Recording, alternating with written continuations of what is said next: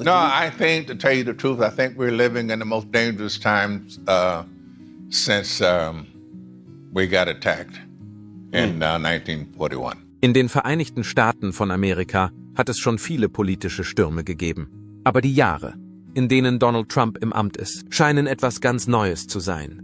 Es gab nicht die typischen politischen Auseinandersetzungen, die stattgefunden haben. Es herrschte Anarchie, Empörung und eine Nation, die gespaltener zu sein schien als je zuvor. Im Laufe seiner Amtszeit geriet alles durcheinander. Von leidenschaftlichen Reden bis hin zu wichtigen politischen Entscheidungen. Während viele der Meinung waren, er würde die Nation auseinanderreißen, gab es auch diejenigen, die ihn als eine Führungspersönlichkeit betrachteten, die sich nicht scheute zu sagen, was sie dachte. Und wenn die Dinge chaotisch werden, erheben Einzelne ihre Stimme, vor allem diejenigen, die viel Macht haben. Hier kommen zwei der legendärsten Schauspieler in Hollywood, Morgan Freeman und Robert De Niro. Dies ist keine Liste von zufälligen Darstellern, sondern diese Personen sind kulturelle Ikonen und Stimmen, denen die Menschen zuhören.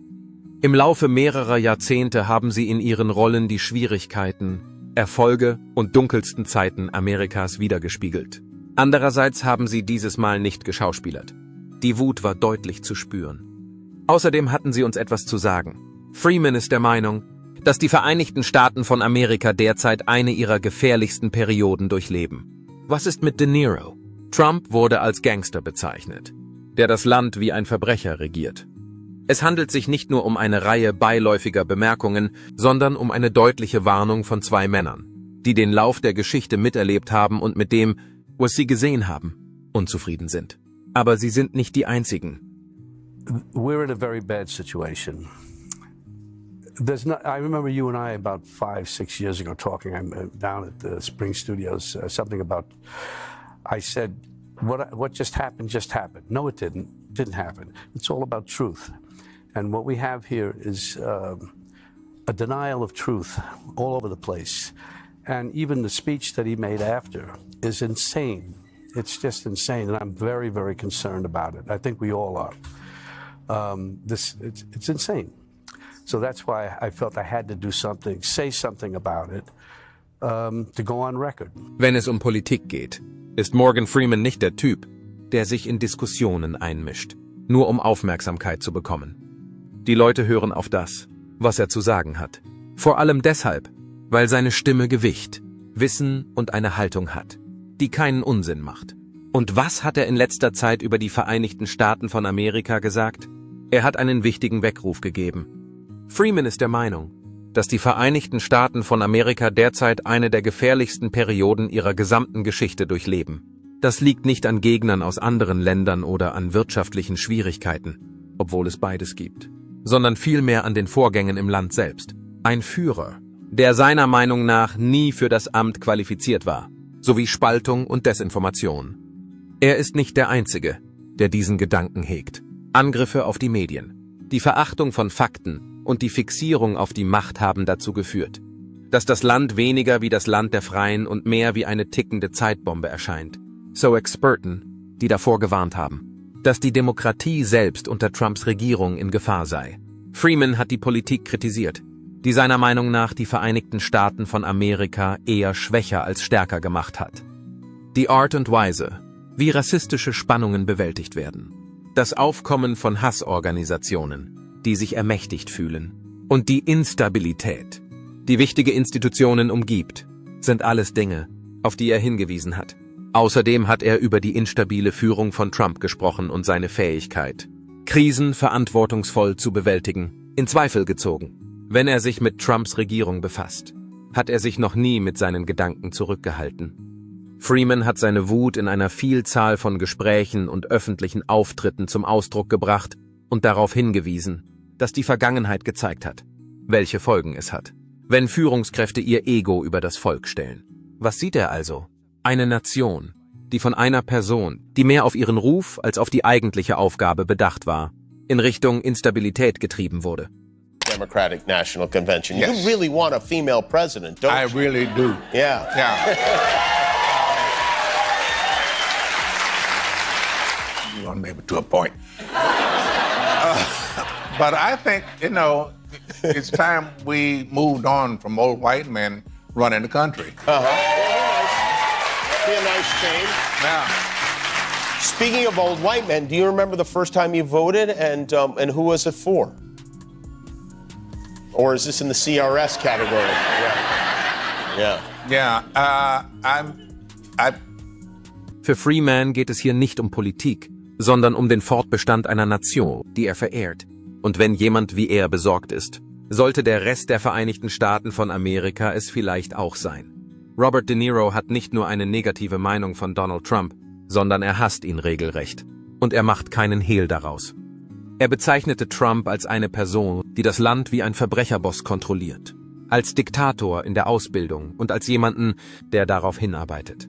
Ein Gangster zu werden. Die Tatsache, dass dieser Vergleich von einem Schauspieler stammt, der einige der berühmtesten Kriminellen Hollywoods dargestellt hat, hinterlässt einen starken Eindruck.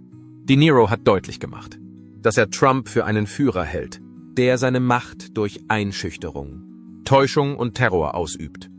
Die Art und Weise, wie Trump Gefolgschaft einfordert, jeden angreift, der ihn herausfordert und versucht, die Geschichte zu dominieren, erinnert De Niro an die machtgierigen Schurken, die er im Kino dargestellt hat.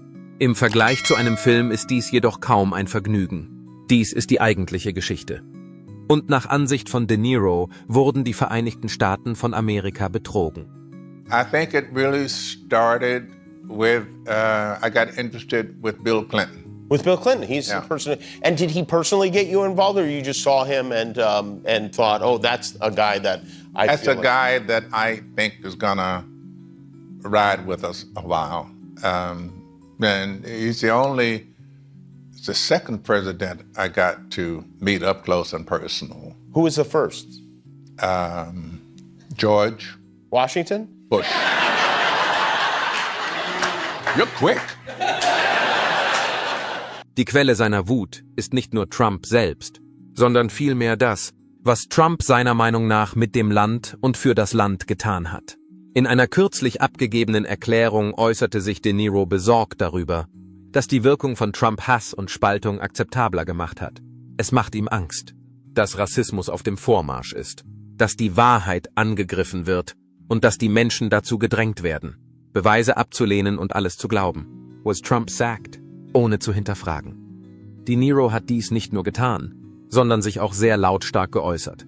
Er hat alles getan, was er konnte, um die Menschen vor den Risiken von Trumps Regierung zu warnen, von Preisverleihungen bis hin zu Interviews. Und er hat jede ihm zur Verfügung stehende Plattform genutzt. Im Jahr 2018 sorgte er für Schlagzeilen, als er bei der Verleihung der Tony Awards live im Fernsehen Fuck Trump rief. Es wurde erklärt, dass er Trump am liebsten ins Gesicht schlagen würde, dass er sich Trumps Angriffen auf die Medien widersetzt hat und dass er den Menschen empfohlen hat, wählen zu gehen.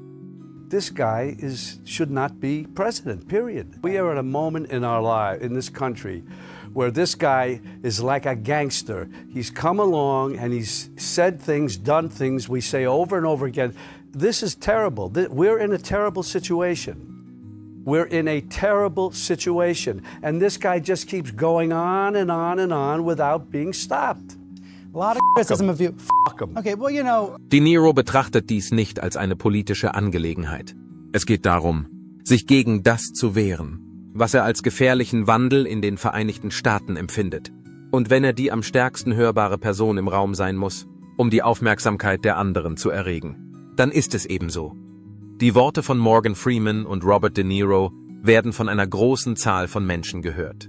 Die Stimmen von Morgan Freeman und Robert De Niro werden nicht nur im Großraum Los Angeles gehört, sondern auch von Millionen von Menschen auf der ganzen Welt. Folglich waren die Reaktionen schnell und heftig, als sie sich entschieden gegen Donald Trump stellten. Ihre Äußerungen trafen bei vielen Amerikanern ins Schwarze. Freeman und De Niro waren mehr als nur bekannte Schauspieler. Neben ihrer jahrzehntelangen Glaubwürdigkeit waren sie auch sehr angesehene Persönlichkeiten. Ihre Sorgen spiegelten die Gefühle wider, die Millionen von Menschen bereits hatten. Angst, Unzufriedenheit und das Gefühl, dass sich die Nation in die falsche Richtung bewegte, trugen zu dieser Situation bei.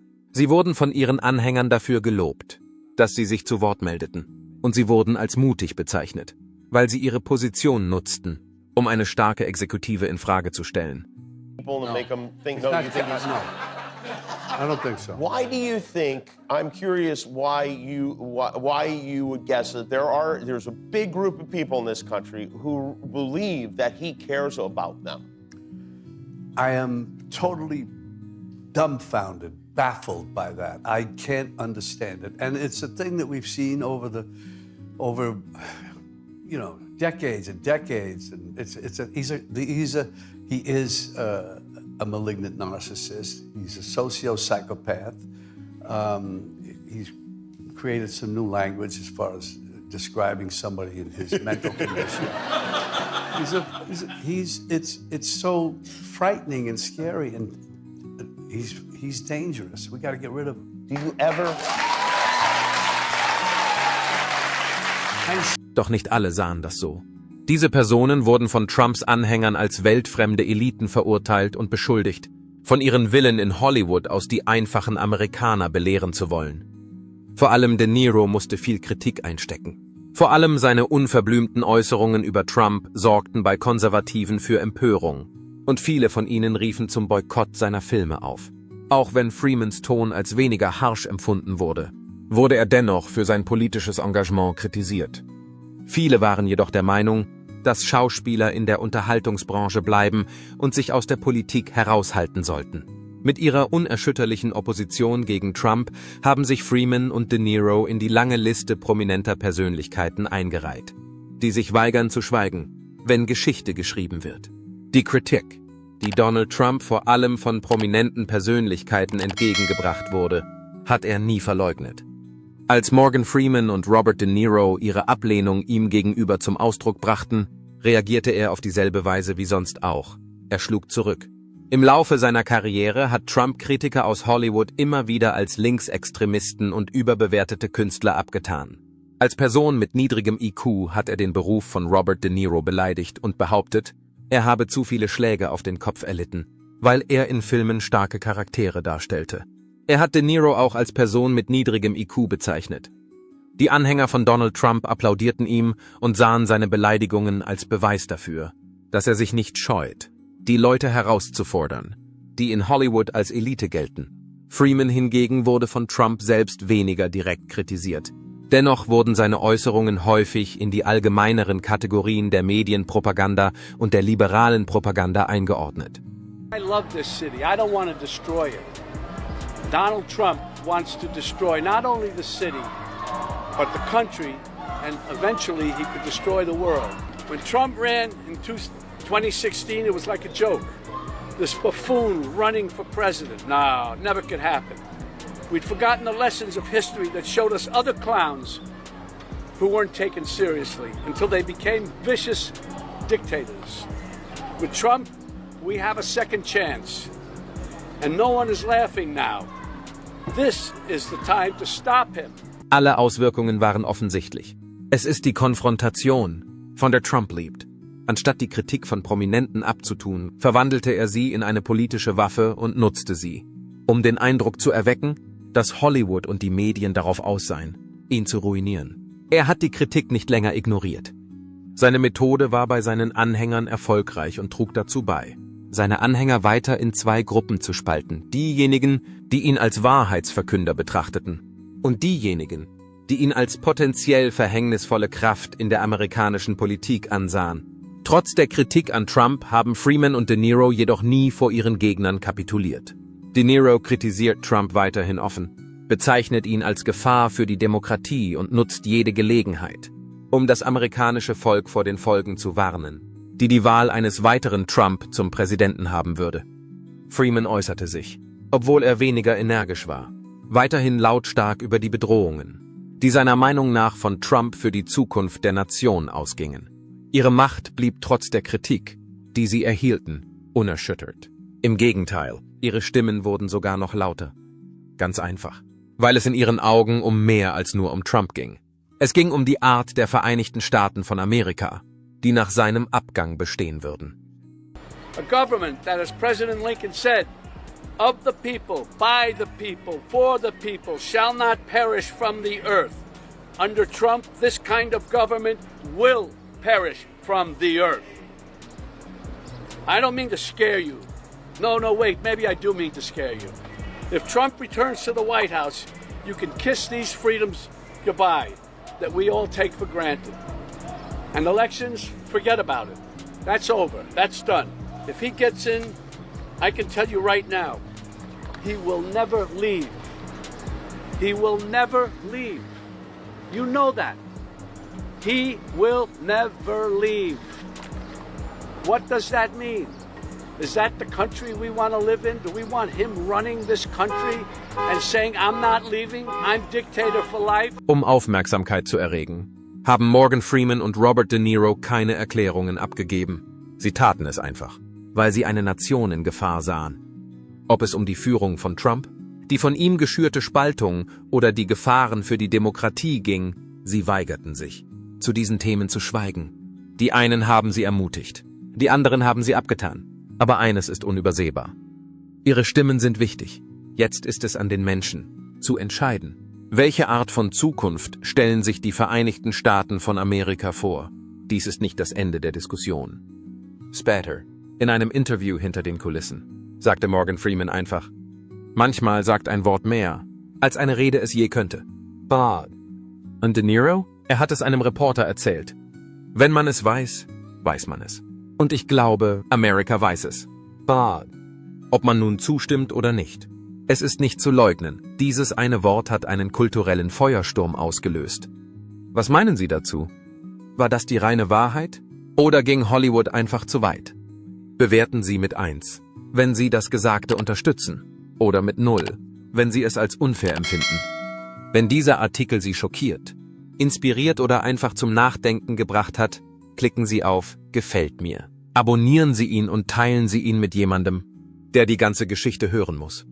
Bis zum nächsten Mal. Bleiben Sie mutig, bleiben Sie aufmerksam und hinterfragen Sie immer den Lärm.